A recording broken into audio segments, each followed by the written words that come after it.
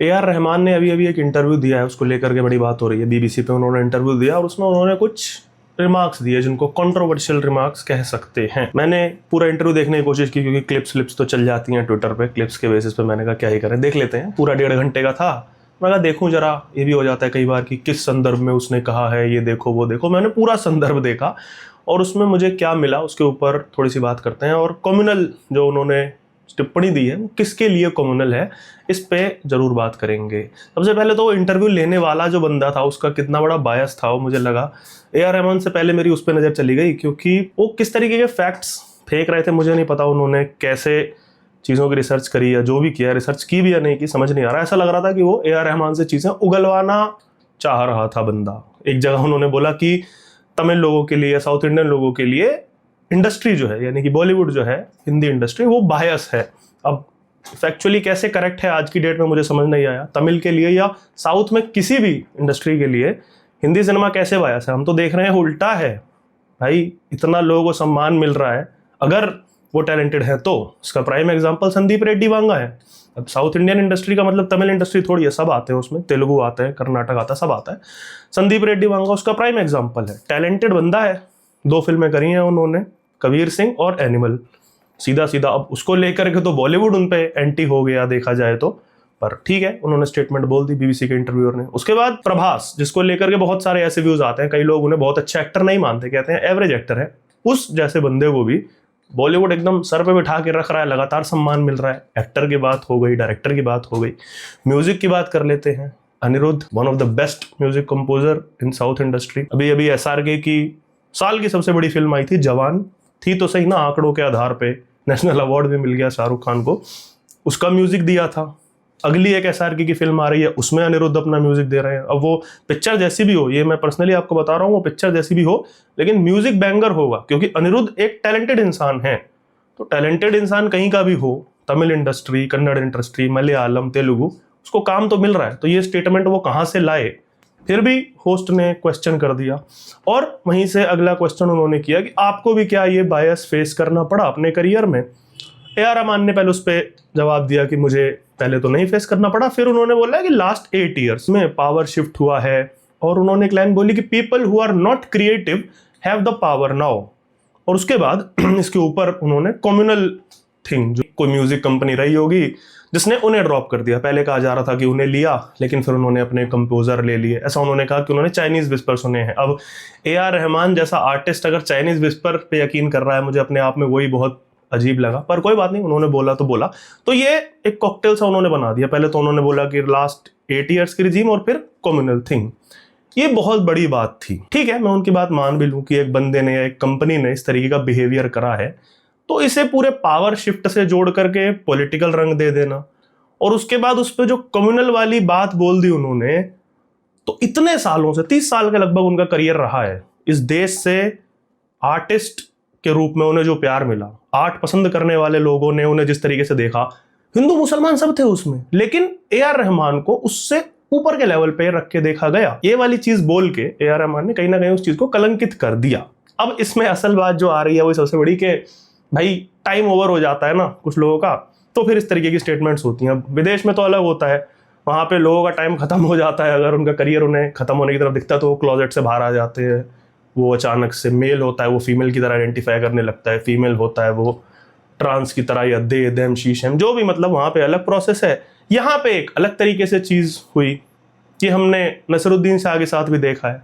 आप एक्टर के रूप में देखें, कोई आपको ऐसा नहीं मिलेगा जो कहेगा कि नसरुद्दीन शाह खराब एक्टर है। सबको कहता है भाई थिएटर का बंदा है, हर कोई सम्मान करता है, इंडस्ट्री वाले भी और बाहर के वो लोग भी जिन्हें आर्ट की समझ होगी। लेकिन फिर जब वो ऐसे स्टेटमेंट देते हैं कि यार डर लग रहा है, ये लग रहा है, वो लग रहा है, जस्ट बिकॉज ऑफ पॉलिटिकल रजीम, तो इससे नेगेटिव इंप्रेशन इसलिए जाता है कि आप लोग जो एक पोजीशन ऑफ पावर में हो यार, आप इस तरीके के मैसेज दोगे कि भाई मुझे डर लग रहा है, कैसी बात कर रहे हो? आपका टाइम हो गया, आपका बेटा आगे काम कर रहा है इंडस्ट्री में, खूब उसको काम मिल रहा है अपने आर्ट के अनुसार, अपने स्किल के अनुसार, तब भी आप बोल रहे हो कि डर लग रहा है, ये हो रहा है, वो हो रहा है।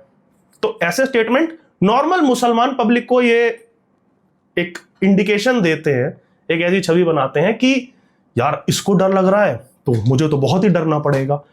जबकि उधर उसको कुछ डर नहीं लग रहा है, वो चिल अपना बैठा हुआ है। मैं इसका एग्जांपल दूंगा आपको आगे। इन्हीं के अंदर का एक बंदा है जो इस तरीके की बात करता है कि नहीं ऐसा कुछ नहीं इंडस्ट्री में। ऐसा ही एक और एग्जांपल पॉलिटिक्स से हम ले ले, हामिद अंसारी जैसे लोग, कि आपने पूरा करियर, अपना पॉलिटिकल करियर बढ़िया काटा, उपराष्ट्रपति के पद से आप रिटायर होते हो और जाते जाते आप बोलते हो कि अरे डर लग रहा है। क्यों? क्योंकि हमसे एंटी विचारधारा वाली सरकार आ गई। अरे यार सरकार आ गई तो सरकार, आप पॉलिटिकल स्टेटमेंट दो ना। आप पहले पूरी मुस्लिम कम्युनिटी को उसमें घेरते हो कि हाँ हम सबको कलेक्टिव डर लग रहा है। आपने पूछा पूरी मुस्लिम कम्युनिटी से? नहीं। और उसके बाद ऑलरेडी एक लांछन सा आप लगा देते हो कि डर लग रहा है क्योंकि किस कम्युनिटी की वजह से? हिंदू कम्युनिटी। कमाल है, आपने पूरी हिंदू कम्युनिटी को किसी पार्टी से या किसी विचारधारा से जोड़ दिया। सोचो मतलब समाज में किस तरीके का आपने मैसेज स्प्रेड किया, एक उपराष्ट्रपति के रूप में, एक एक्स उपराष्ट्रपति के रूप में। अब आगे आप किसके लिए कांटे बिछाकर जा रहे हैं इसमें, जो कि मैंने पॉइंट शुरुआत में बोला कि ये कम्युनल है, तो वो किसके लिए है? क्या हिंदुओं के लिए है या मुसलमानों के लिए है? दोनों के लिए है। ए.आर. रहमान की स्टेटमेंट ने या नसीरुद्दीन शाह जैसे लोगों की स्टेटमेंट बॉलीवुड में इनके अपने मुस्लिम लोगों की लाइफ कैसे टफ कर देती है। क्योंकि अब कोई भी मुस्लिम आर्टिस्ट आएगा ना जो अपने आप को मजहब से ऊपर देखता हो, मान लेते हैं हम, वो पहले से प्रेजुडिस लेकर आएगा कि भाई हमें तो ना मजहब के चश्मे से ही देखा जाएगा। पहले ही उसके अंदर एक डिमोटिवेशन रहेगा, एक नेगेटिविटी रहेगी कि भाई बोल दिया यार, इतने बड़े बड़े आर्टिस्ट बोल रहे हैं। जब नसीर भाई को देखा गया, जब ए.आर. रहमान साहब को 30 साल बाद ही मजहब के चश्मे से देखा गया, तो मैं तो छोटा सा आर्टिस्ट हूं, मुझे तो देखा ही जाएगा। जबकि सच इससे एकदम उल्टा होता है। आप वही है ना, आप डेटा पे जाओ। 2025 का सबसे बड़ा गाना बॉलीवुड का सैयारा फिल्म का था। किसने गाया वो गाना? फहीम अब्दुल्ला ने। कश्मीरी बंदा है वो। मैं कश्मीर और कश्मीरी लोगों से, कश्मीरी मुस्लिम लोगों से आइडियोलॉजिकल लेवल पे बहुत डिसएग्रीमेंट रखता हूं, है। लेकिन अगर मैं उसे एक आर्टिस्ट की नजर से देखूं तो मैं कहूंगा भाई वो कमाल का सिंगर है, कहीं उसके गाने आप सुन लेना। पर नहीं, आज अगर ए.आर. रहमान के चश्मे से देखा जाए मुझे भी, तो कहेंगे कि नहीं नहीं नहीं, तू उसको हेट करता है क्योंकि वो मुसलमान है। कमाल है। अब सोचो, मेरे अंदर भी एक नेगेटिविटी भर गई और फहीम अब्दुल्ला जैसे आर्टिस्ट के अंदर भी एक नेगेटिविटी भर गई कि यार कुछ भी हो जाए, आर्ट वाट या तेल लेने, हमें मजहब के चश्मे से ही देखा जाएगा। क्योंकि इतना बड़ा आदमी ये बात बोल दे रहा है भाई, ए.आर. रहमान। अब सोचिए आपकी ये बात सुन के उस बंदे को कैसा लगेगा। फहीम अब्दुल्ला जैसे, मैं एक एग्जांपल दिया, इसके जैसे कितने होंगे आर्टिस्ट जो शायद इस चीज से ऊपर आके अपने आप को इंडस्ट्री के सामने रखना चाहते हो। क्या आप वो उतने ऑनेस्टली रख पाएंगे? आगे काम मिलने में अगर उसे दिक्कत आती है किसी और वजह से, तो उसके दिमाग में तो पहली चीज यही आएगी ना, अपने आर्ट पे वो काम नहीं करना चाहेगा। वो ये सोच लेगा कि यार it's because I am a Muslim, क्योंकि रहमान साहब ने बोल दिया। आपको ये भी जिम्मेदारी लेनी पड़ेगी कि आगे अगर किसी को समस्या आएगी ना, तो उसके जिम्मेदार आप होंगे, क्योंकि आपने वो चश्मा पहना दिया लोगों को। और अकेला फहीम नहीं है, ऐसे बहुत से लोग, इरशाद कामिल जैसे लोग हैं, लिरिसिस्ट हैं। ए.आर. रहमान ने उनके साथ कई बार काम किया है। कब से काम कर रहा हो बंदा, लिरिक्स लिख रहा है। उसने ऐसी स्टेटमेंट नहीं बोली, पर हाँ आपकी ये सुन के हो सकता है आगे बोल दे, क्योंकि अब वही है ना, क्योंकि टॉप मोस्ट पद पे बैठा बंदा, म्यूजिक के लेवल पे आप लगभग टॉप मोस्ट पद पे बैठे और फिर आप ऐसी बात करते हो, तो बहुत नेगेटिव इंपैक्ट जाता है। जो मैंने बात कही कि इनके अंदर का ही एक व्यक्ति उस लेवल पे क्या सोचता है। जावेद अख्तर का हम एग्जांपल लेते हैं। उनसे जब इस बात पे उनकी टिप्पणी ली गई, उनके विचार पूछे गए, तो उन्होंने बोला कि यार मुझे इस बात से पूरी तरह डिसएग्रीमेंट है। रहमान एक बढ़िया कंपोजर हैं, इतना उन्हें लोगों ने सम्मान दिया। हो सकता है कि उनके पास कोई अप्रोच करने नहीं आया, तो हो सकता है डर के मारे अप्रोच ना किया हो कि यार इतना बड़ा आर्टिस्ट है, हम हैंडल नहीं कर पाएंगे। आर्ट की दुनिया में ये चीज बहुत कॉमन है, होता है, और ये चीज एक आर्टिस्ट समझ सकता है और एक आर्ट समझने वाला ही समझ सकता है। नॉर्मल पॉलिटिकल लोग या सामान्य लोग वो चीज नहीं समझ सकते। लेकिन उन्होंने, रहमान साहब ने उसे कम्युनल रंग दे दिया, जो कि कितनी बड़ी मूर्खता थी। सोचिए, आपने नॉर्मल मुस्लिम लोगों की लाइफ कैसे इफेक्ट करी इससे। एक तो हो गया आर्टिस्ट वाला एंगल। आप नॉर्मल मुस्लिम की बात देख लीजिए कि समझ लो कि एक मुसलमान है, एक हिंदू है, दोनों एक बिजनेस करते हैं, बिजनेस पार्टनर हैं। अब वो धंधा कभी नॉर्मली नहीं कर पाएंगे इस तरीके की स्टेटमेंट सुन के कि एक ट्रस्ट इश्यूज वाला बैरियर बन जाएगा। हिंदू बंदा जो उसके साथ होगा वो हमेशा इसी उसमें रहेगा कि यार अगर मैं धंधा कल को बंद भी करता हूं लॉस की वजह से, हम दोनों बंद करने का सोचते हैं, तो ये 4 जगह जाकर के यही बोलेगा कि यार मैं मुसलमान था इसलिए मेरे साथ इसने धंधा नहीं किया। और मुसलमान के दिमाग में हमेशा ये चलता रहेगा कि भाई ये धंधा कितना भी बड़ा हो जाए, ये मुझे कभी भी इससे लात मार के निकाल देगा क्योंकि मैं मुसलमान हूं।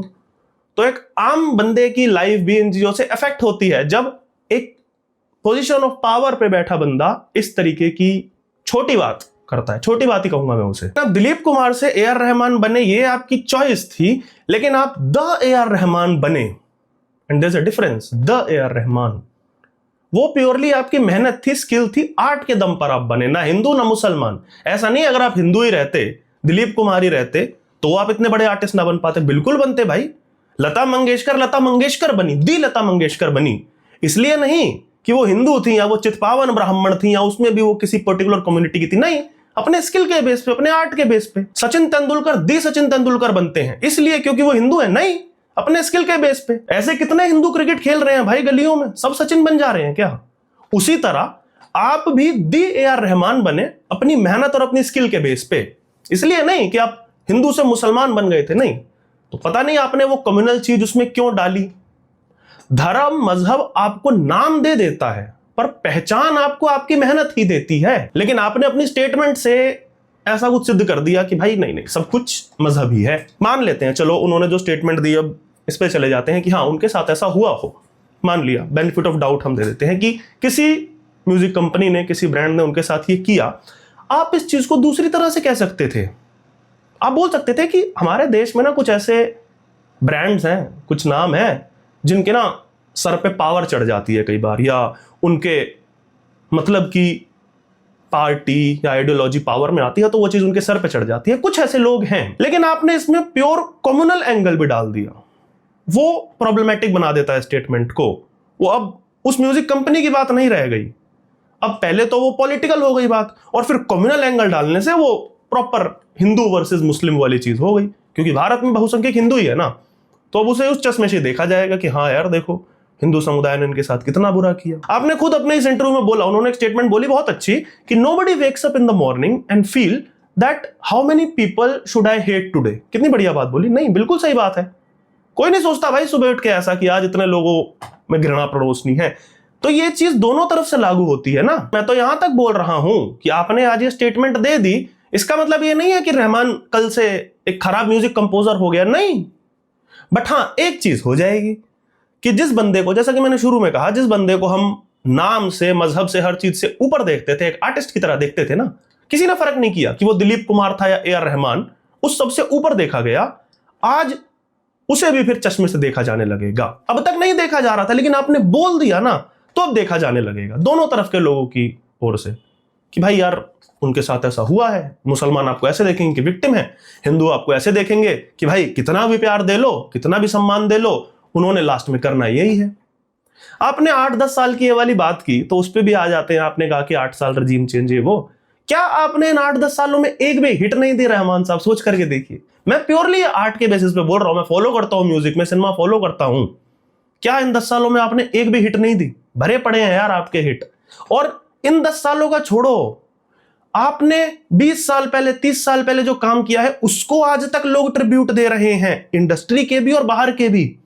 एनिमल फिल्म आई थी, रोजा का म्यूजिक उसमें उठाया गया था पूरा, संदीप रेड्डी वांगा ने उठाया था, ट्रिब्यूट की तरह यूज किया है फिल्म में। रणबीर की जो एंट्री होती है, वो संदीप रेड्डी वांगा, जिसे नफरती चिंटू कहा जाता है, वो बंदा आपको ट्रिब्यूट दे रहा है और उस ट्रिब्यूट को आम जनता एड्रेस कर रही है।